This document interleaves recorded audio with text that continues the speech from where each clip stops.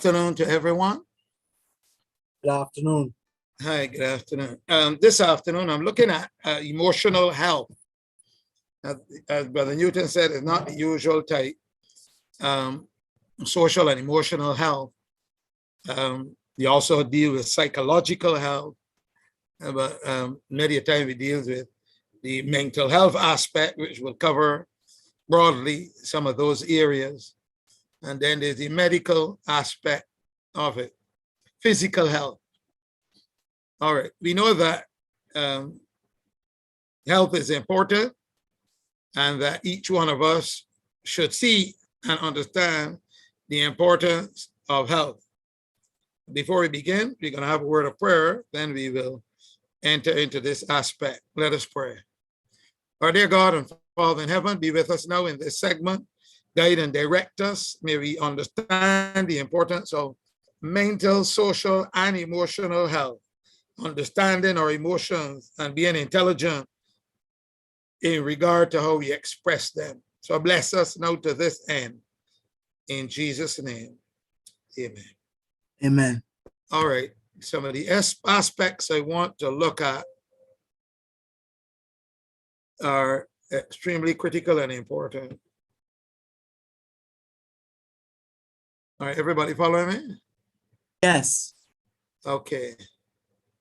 We're going to be looking at our emotion and why we respond the way we do.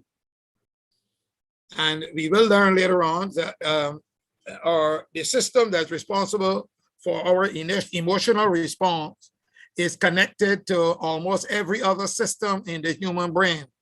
They're so interrelated that if something happens externally, we are affected emotionally. If something happens mentally, it affects our emotion and our expression.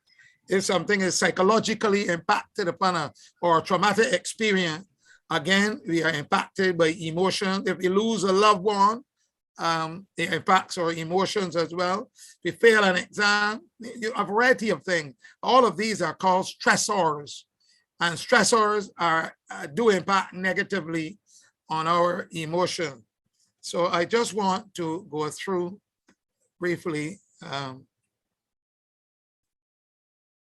way we experience. Can you still see me? All right. It is said that life is 10% what happens to us and 90% of how I react to it. You know, the Spirit of Prophecy verifies this statement. 10% of what happens to us, but the problem is more, the 90% of the problem is based on how we react to what happens to us. 10% what happens to us, 90% how I react to it. In other words, we make mountains out of molehills, we impute motive, we judge people, or we are suspicious of them, and that complicates the relationship with another person. 10% what happened, and 90% how we react to it. Charles Swindoll is the body who said that, as it were. Now, let me go a little further. 90% of the world's top performers have high emotional intelligence. 90% of them. Can you still hear me there? Yes. Right. We move on from there. If one respond, all the rest can hear. Emotional intelligence is what we will also be looking at. And some people may be academically intelligent, but they lack emotional intelligence. They don't know how to respond to people. They don't know their own feelings and respond. They don't know how to assess the emotions of others. They are very emotionally unintelligent. They lack emotional intelligence, as we said. But in emotional intelligence is responsible for 58% of even your job performance. Your IQ is based on head knowledge and based on what you learn, sometimes by rote. Your IQ can get you hired for a job, but it is your emotional intelligence that gets you promoted. Why? because your emotional intelligence is responsible for what we call your social skills and how you get along with people, as well as how you handle conflicts in general. How you handle conflicts. Some people handle poorly to the point where people lose trust and faith and confidence in them, all because of the expression sometimes of a flash of a temper. It can, the wise man said, temper displayed can divide very friends. Just takes one of them. Person bursts into passion or temperament episode, and you see that it can divide very much, even very friends, a friendship, a relationship, and the people become suspicious of how the person will react the next time, so they feel that they should stay away from that person. All right.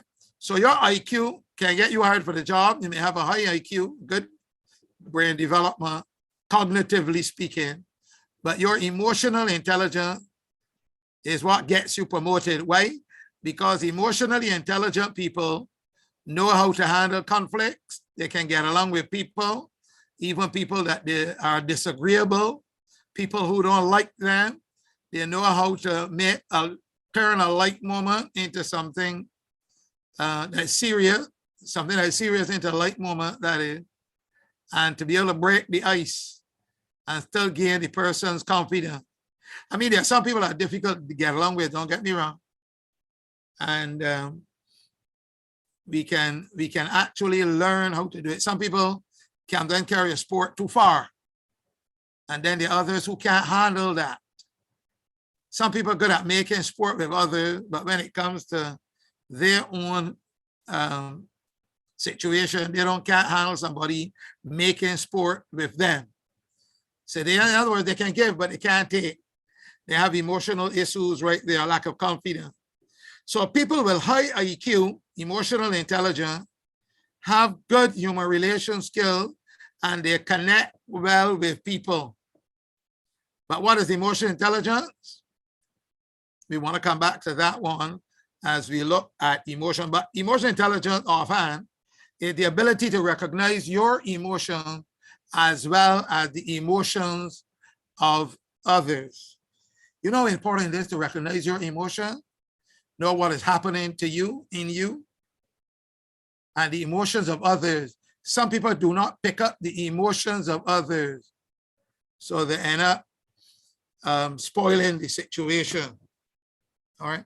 So understanding the powerful effects of emotion is important, and how to use the information even to guide our thinking as well as our behavior. Now, people who have high emotional intelligence or a high degree of emotional intelligence, and I'll come back to this, I'll just highlight it or highlight certain points. They know what you are feeling. You know what I just said? They know what you are feeling. They know what your emotions mean and how they affect other people. Some people don't know how the emotions affect other people at all. You can have a person call you in the morning and say that you are a nice person, you know, and you're a very nice person, and then turn around and call you deceitful with the same breath. What do you call a person like that? Interesting. But there's some people like that. They tell you good morning, but they do nothing to contribute to your morning being good. Double-minded. Exactly. But not only double-minded, double emotionally unstable. Not just double-minded, but double emotionally unstable. And the signs of a person with a high emotional intelligence is that they can handle criticism without denial. Now, one of the first things we do is deny it. Or they can handle criticism without blame. Many people like the blame game. They try to shy away from facing the consequences, so they shift blame. And then those with high IQ handle criticism without excuses. Those are three critical areas. They handle criticism without denial. They handle criticism without blame, and they handle criticism without excuses. And we are not all free from that one, but people with high EQ can handle criticism. They are very open-minded. Let me hear what you are really saying, how you're really feeling. Express to me what you really want to say. They don't feel that if they express their feeling, that the person will hold it against them. They're open-minded. They're willing to listen to the other person objectively without interrupting, even if they call them liar or say that they are dishonest. They are open-minded. They will even ask, what do you mean by being dishonest? An open-minded person is like that. They don't get on the high horse and say, how about you? They ask, what do you mean by dishonest? Give me an example. And that's important.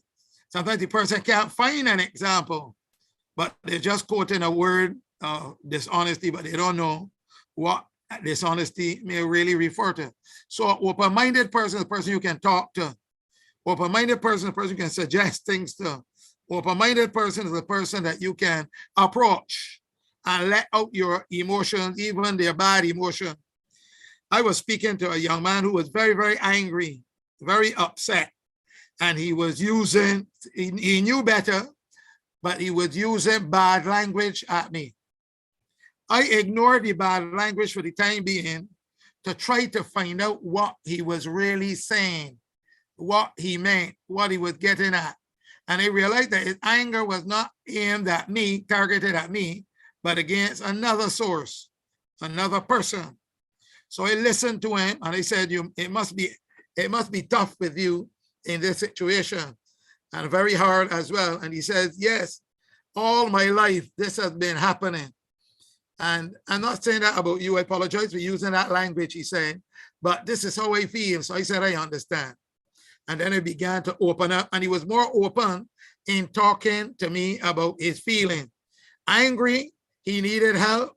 He was in a dilemma, and he was using some very indecent language. But I dealt with decent language at the end, not at the beginning. And there are certain things you have to endure in order to help people. So a person with a high IQ is open-minded, very important as well. Now the person is a very good listener as well.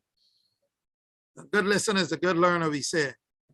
A good listener can tell how a person is feeling, what they're experiencing. Not just listening for words, but listening for the meaning of what the person is trying to say. Sometimes people don't always say it right. I was listening to a group arguing with one individual one day, and as I listened, I realized that the others did not understand what that one person was saying. And I made my input by saying, what so-and-so and so-and-so is saying is that this and this and this and that. And the person said, that's it. In other words, I was listening for what the person meant. They were listening for the words. I said, but he wasn't using the right words to say. But I knew, I picked up what he meant by what he was saying. And we have to look beyond just the words that people use and look at their meaning, or their good intentions.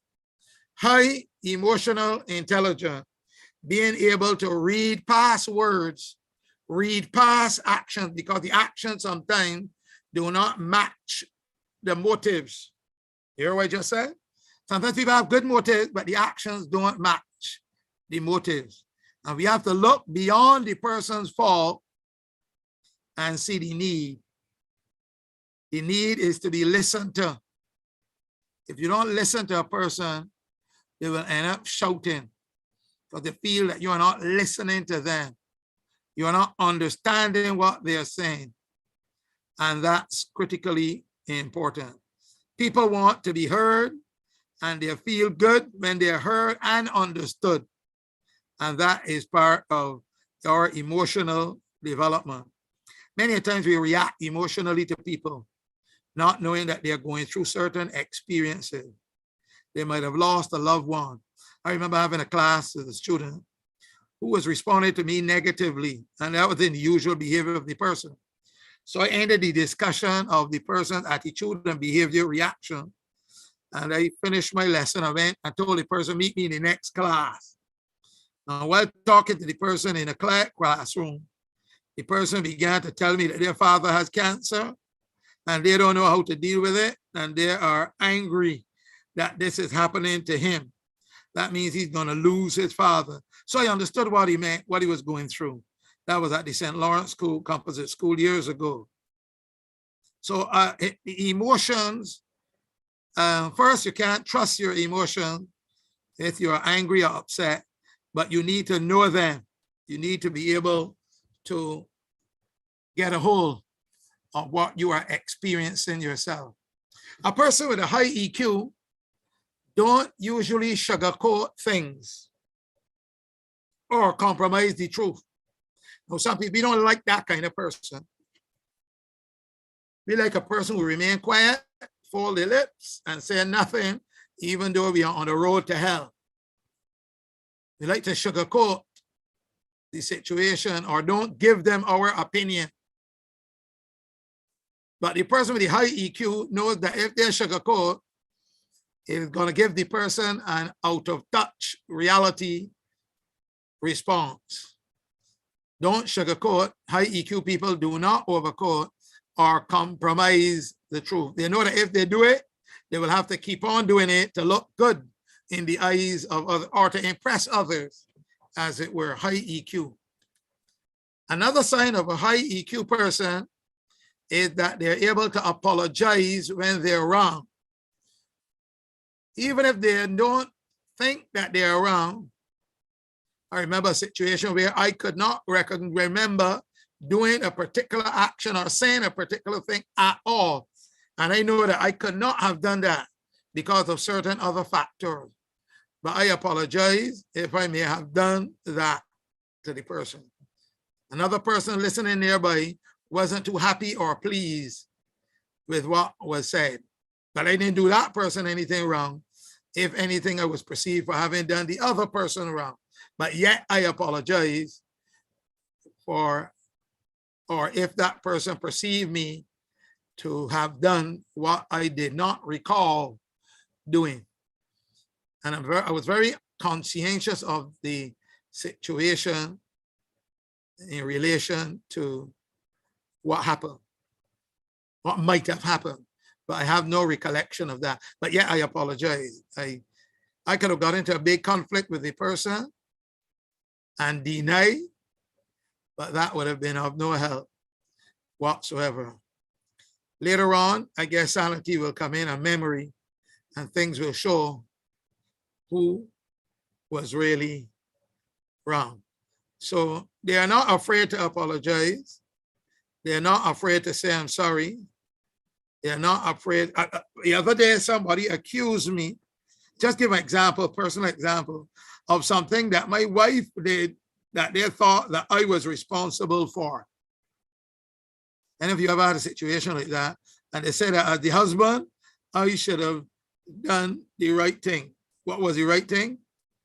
I said, all I could do is say, well, I reminded my wife, but she did not remember. And therefore, this is what the end result was. But I took the blame for it and just had apologized, even though I was not at fault at all. I remember doing something in good favor as well for someone. And I got blamed for that. But then you have to be able to take the blame. Take the blame. How about people with a low degree of emotional intelligence?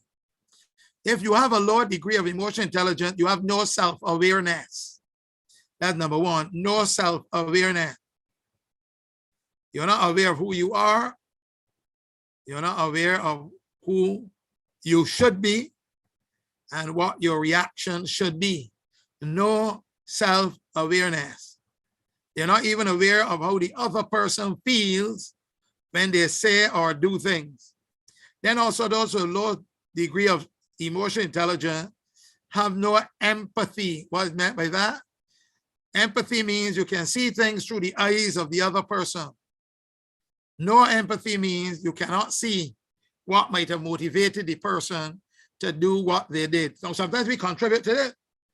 You have a situation where a husband and wife married, and of course he was how to put it, he was not as spiritual as she was, but when he did things the wrong way, she had no empathy for him.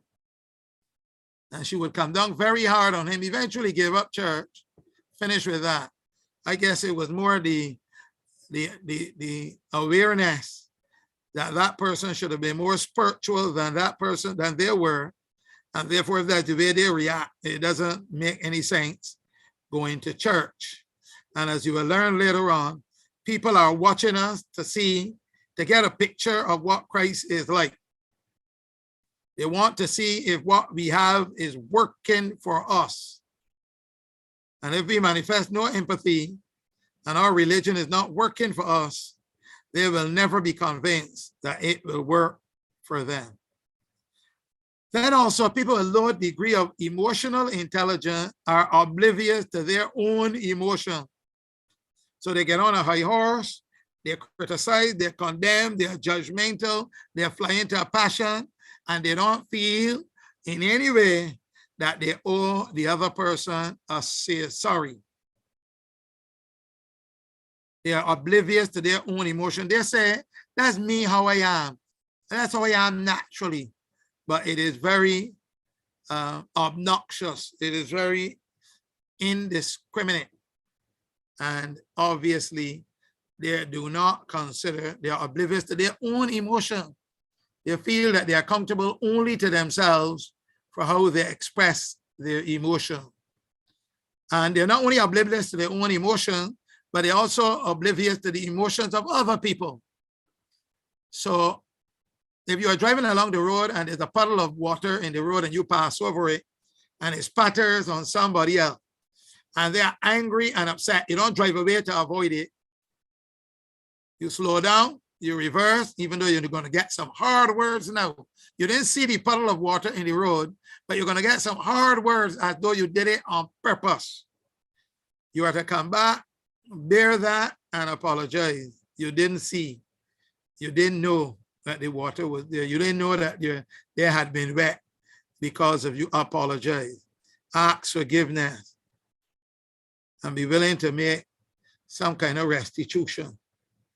And some people capitalize on that in order to get much from you for a little misdemeanor. People with low degree of emotional intelligence usually lash out. They are reactionary. They don't consider what their lashing out will do. They don't consider the fact that they make mistakes as well, and others will obviously lash out at them too. But they're very reactionary. They don't think when something happens, what we call a stimulus, they don't think first and then respond. They immediately respond. There's a stimulus and then a response. That is reactionary. But people who are with high IQ, emotional intelligence, do not just react. They think first about the consequences and they choose the best response, and then they respond. So it's good to hold back from responding when you are angry or upset, and then discuss it with the person afterward. But a few seconds of breathing in deeply does help in relieving immediate stress. I'm not talking about counting to 10, that can be done too, but breathe in deeply and breathe out slowly before you respond, and see that it can actually delay your response and give you a different type of response to the situation. We've had situations like those that actually work. Now, again, people with low degree of emotional intelligence find others are to blame for most of the issues on his or her team. They blame others. You may not always have a strong team. You may have a weak link in the team, and that weak link may make some mistake.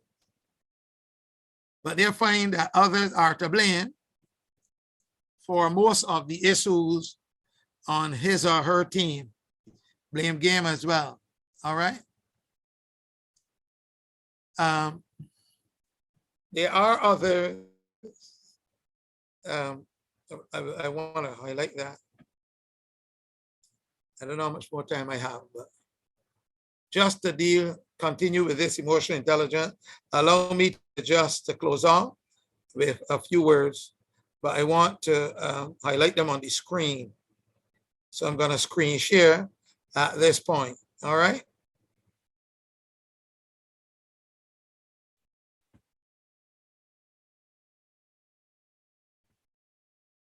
Can you see that? Yes. That's one person. All right. I guess you are responding for everybody, right? Kamal? I try to. Right. Because some of our people don't like talking at all, unless you say something wrong. That's another aspect altogether. Emotional intelligence. All right. Yes, we can see it. All right. What are emotions? Emotions are what we call intense feelings that are linked to situations that are either real or imaginary. Now that is a loaded statement. Feelings that are linked to something that is either real or imaginary. Now let's do the imaginary first. If you imagine that your mother or wife is potentially going to die, do you think that your intense feelings will be affected? Of Surely. course. Yes. Surely. All right. And that's only imagining. Even our intentions can produce emotions, intentions. Very important aspect. So they are linked to situations, whatever the situations are, whether real or imaginary. Now, there are some people who have passed through some traumatic experiences and their emotions have been affected because of those traumatic experiences. It may be a psychosis. It may be a failing an exam. That can be a trigger stressor that can send people off. Failing an exam that is critical. It could be the death of a loved one, which is another important stressor. It could be the death of an animal, a cat. Did you know that? Yeah, of course. Yeah, a favorite animal that was close to you dying can traumatize, can throw you into a traumatic experience. And therefore, you're not in touch sometimes with your emotions, and it can even affect your memory. I had a situation in St. Lucia where a mother died, and I had the privilege of letting the daughters in and the son in one by one to say goodbye. But one of them went into a psychosis, lost her memory, temporary amnesia, and had to be hospitalized immediately. Doctors use all kinds of things. We visited the person, and the person hardly remember a number of people that came in to visit them. But eventually, the person came out of that amnesia. They were able to remember individuals, but they couldn't remember anything else. So traumatic experiences can not only affect your emotions, but can affect your memories. And why is that? Because our emotions are tied to our memories.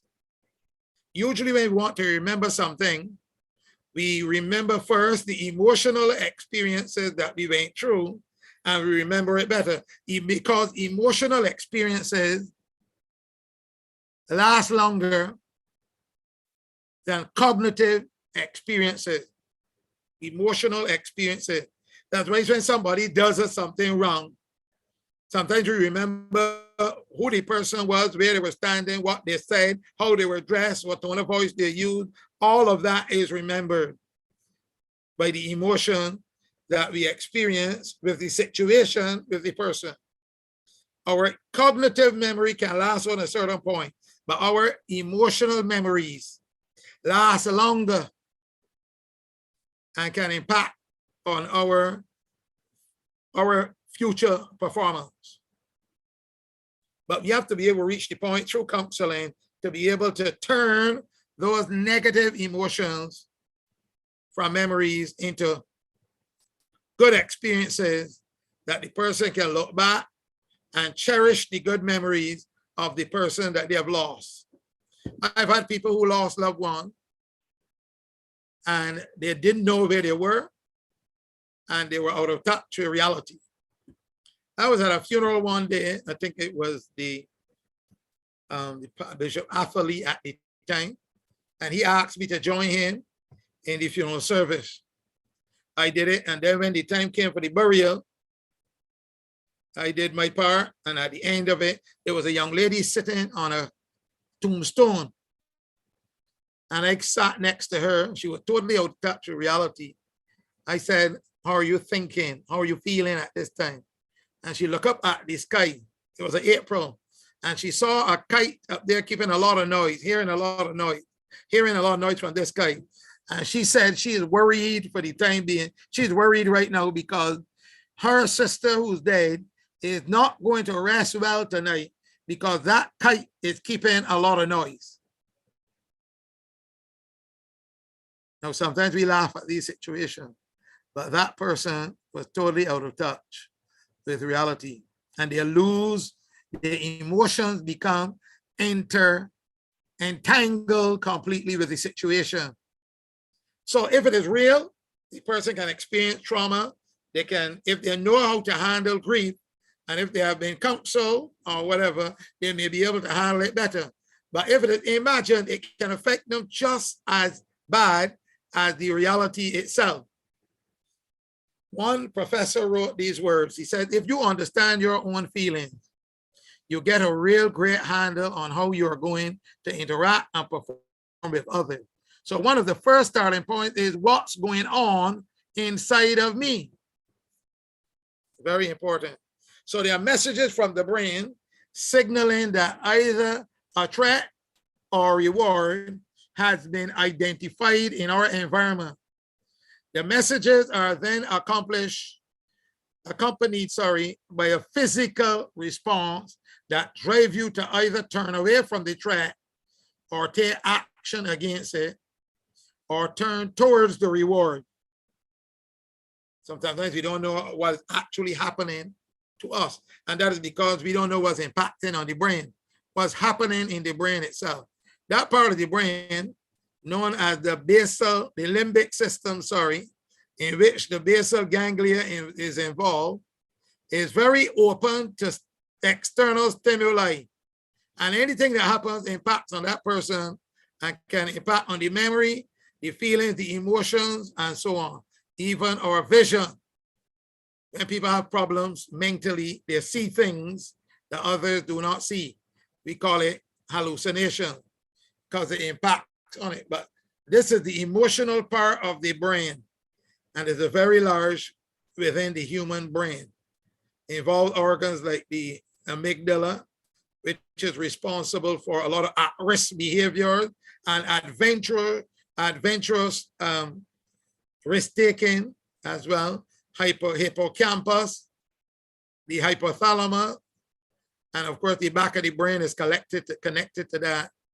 If you see a threat, it can impact on your emotion, and the basal ganglia is directly responsible as well for how we respond and sense external stimuli. I won't go into that.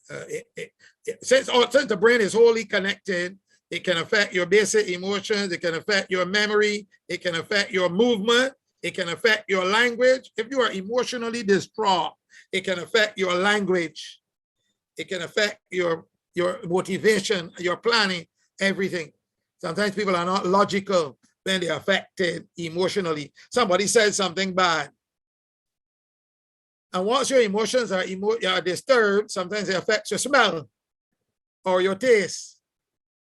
Yes, the brain is connected completely. So it is deemed a threat. The brain releases stress hormones, including adrenaline and cortisol. And these will lead you to feel emotions such as fear, anxiety, and or anger. And you will then feel the urge to turn, run, or fight. Very important, or emotion. If the brain interprets the situation as rewarding, it will release hormones that make you feel good, such as oxytocin, dopamine, feel good sensation. And hormone that is, and serotonin.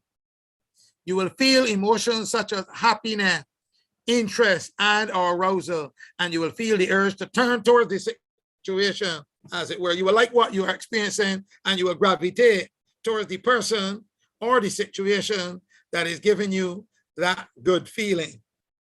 But when people become obnoxious or critical or harsh, you turn away from those persons because you can't handle those situations. All right. Your brain does not know the difference. Remember that. Your brain does not know the difference between real life threats and rewards and those that you imagine. Watch it now. Therefore, worrying about an event happening in the future triggers the same threat response as a very real tiger standing in your doorway would. Very important. And because of that, people react negatively. They may verbalize and hurt people's feelings, or they may threaten others for their actions. So they react negatively. So for us to really understand our emotions, we need to learn clearly what they are, what they mean, and how to manage them. So the way we experience our emotions links inextricably to the way we learn about them and how we express them to other people. All right. And of course, from childhood, we pick up a lot of emotion based on our parents and their reaction to us. And it can lead to us growing up with a lot of fear, a lot of emotional guilt, psychological guilt, not being able to do anything perfect to satisfy our spouses. Or if we grew up in a hostile environment, surely we will react hostile even to others as well.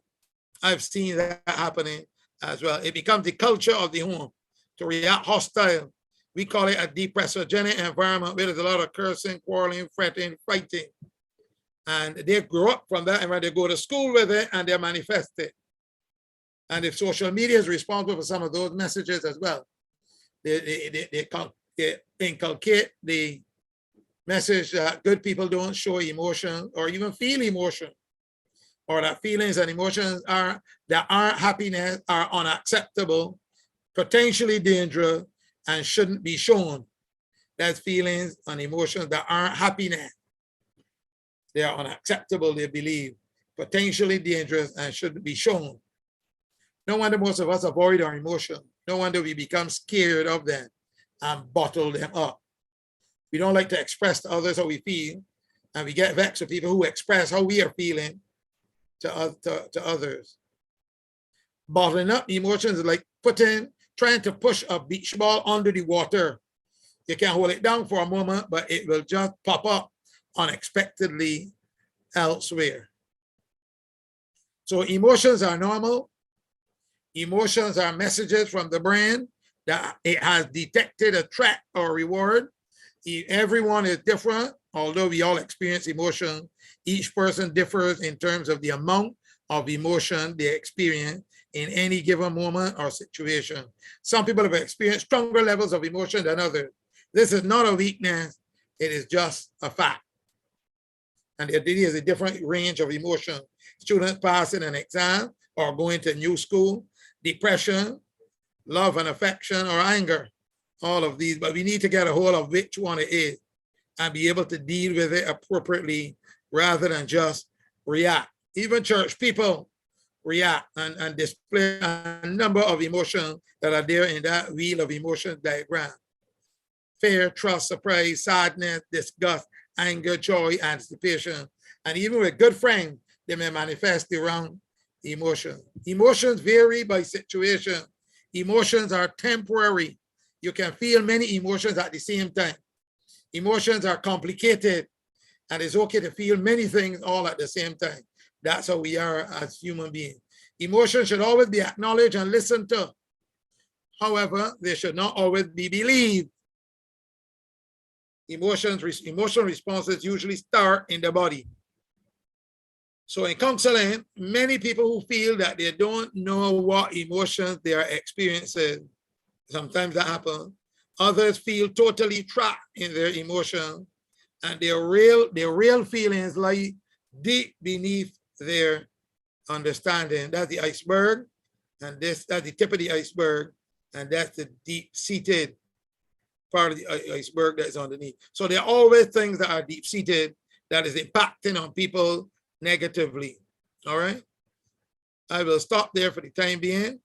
But learning how to manage our emotion is critically important. We have to learn to examine ourselves. Examine ourselves. If you have difficulty learning from experiences, that's something we have to do through self-reflection. Difficulty learning from experiences to the point where people repeat the same mistake over and over and over again. If you blame others, that's another problem. You are not handling the situation well when you blame others. Just look at the problem and make suggestions to ameliorate the situation, not to add to the problem. And others don't compliment you when you blame them for something. And commonly, they make the victim-based statement. The person who does not make self-reflection, do a lot of self-reflection, they commonly make victim-based statements. You're the victim, you're the reason for this. They display reactionary behavior. They have the difficulty understanding that we choose or respond in any given situation. They have limited ability to self-correct. They make the same mistake over and over again. They don't know how to correct themselves. They have difficulty reflecting on how we co-create the outcome, that we have contributed to the situation, and they have difficulty solving problems, and the list goes on. But I close with these key words. One, remember, if you keep on doing things the same way that you have been accustomed to doing them, what will happen? You are going to get the same result that you're accustomed to getting. We call it the Einstein principle. He's the one that first came up with this statement. And if you want different results, you have to do things differently. And there's a need for a paradigm shift in our thinking when it comes to the expression of our emotion and our relationship. Do things differently. The old way is not working. Reminder, he who angers you controls you, whether you know it or not. Never let others' actions determine your reactions. You can tell how big a person is by what it takes to discourage him. And then the Einstein principle. If you keep on doing things the same way, you're accustomed to doing them, you're going to get the same result you're accustomed to getting. If you want different results, then you have to do things differently. Adelika? I will stop right there. Yes, sorry. Yes, Adelika. I want to thank you very much for that very stimulating, emotionally driven and realized our presentation. I'm sure that we can all understand that our emotions affect everything that is in our life today, especially this question that I'm about to ask you. Now, it says here in Song of Solomon, chapter 5, verse 4, but my beloved put his hand by the hole of the door and my bowels were moved for him. And also in your presentation at the Leacock, you would have mentioned that emotions are as such that you can be moved and you can feel different. You can get more than one emotion at one time. And some people feel more emotional than others. Based on this scripture here that I just read, what would be the motivating factor for this? Would this be the Greek cultural shift today from the what I mentioned, what I read, the move and my bowels are moved for him, or would that be the aspect of how we relate to emotions coming from the heart in terms of our eyes, in terms of like a man is moved by his eyes to the things, the way to a man's heart and his stomach in that way. And then in Hebrew culture, in the past, we always said that it was the bowels that moved our emotions. As I mentioned today, we're moving it to the Greek aspect of the heart, which is the eyes. So my simple sum up is that why people express or feel emotions more differently than others? Thank you. Well, your emotion can affect a range of things, physiological functions in the body. If you have negative emotion, do you know that it can affect how you smell? Yes, I do. The body produces a certain order, certain order. That people Correct. have a lot of negative emotion. And then you've heard about the research done on pheromones. Yes, the hormones in our bodies. That leads to the same relationship. Human beings can pick up them as well. Your emotions can affect, your sight, and your sight, your emotion. Correct. Thank you. All two are interconnected. So at the Leacock, so if you're affected negatively and you feel very, very depressed, you may go into a certain state of emotion that may affect your functioning. You will feel depressed, and remember, depression has no face to it. Anybody. I was reading the other day about Robin Williams. He committed suicide. Great man. But he committed suicide, but nobody knew what was going on inside of him. But there were a lot of things going on inside of him that was not on the surface. But our emotion does impact on even our perceptions of things. We can become paranoid because of our emotions. We can have hallucinations because of our emotion. And those hallucinations can vary visual, cognitively,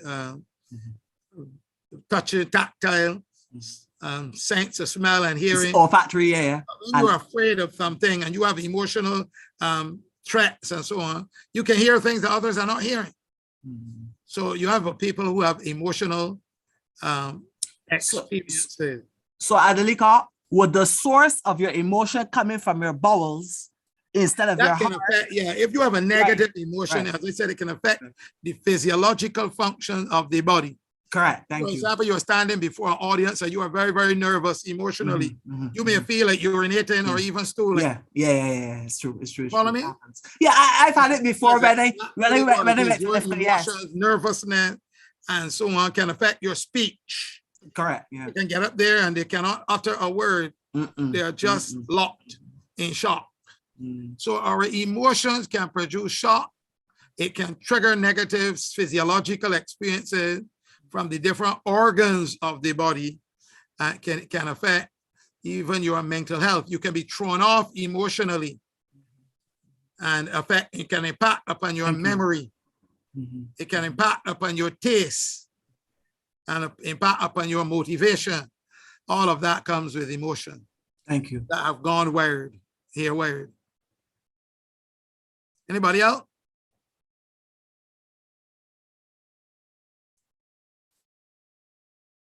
So that's how emotions affect our health as well. Spirit of Prophecy tells us in the book Ministry of Healing that the majority of diseases that people suffer from have to do with mental instability. Mind over matter, psychosomatic, mind over body. The majority of them. Some are caused by chronic bad practices and others mind over body. Adelika, you're really speaking to give us the strength to be able to cope and to be strong emotionally. The Bible says God has not given to us the spirit of fear, but the power of love and sound mind, of peace and of a sound mind. Power, love, and sound mind. Love. Any question? Any other questions from anyone else? Yes, power, love, and sound mind. Adelika, another quick question. I noticed in your presentation, you would have mentioned that you would have left out the pineal gland.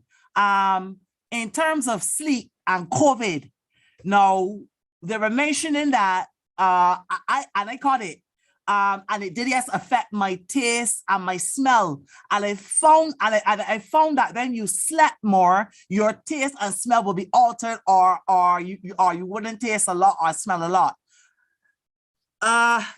So how would the pineal gland affect emotionally our intelligence in terms of getting a disease like COVID? That's a university question there.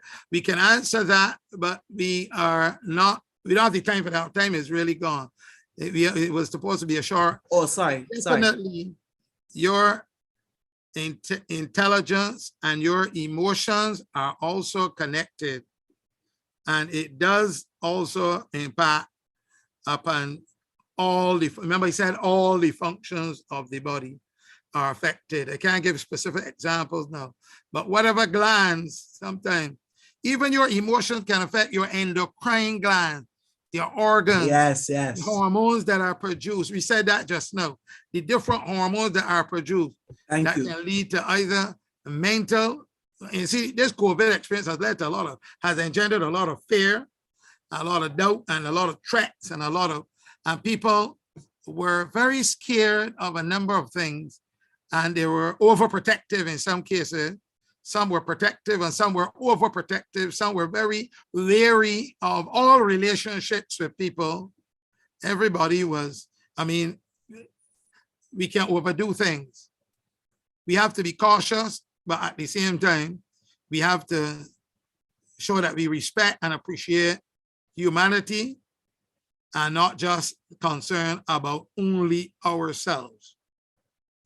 And the list can go on.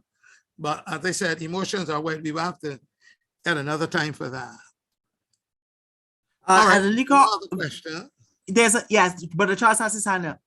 Yeah, Charles, go ahead. Yes, hello, good evening.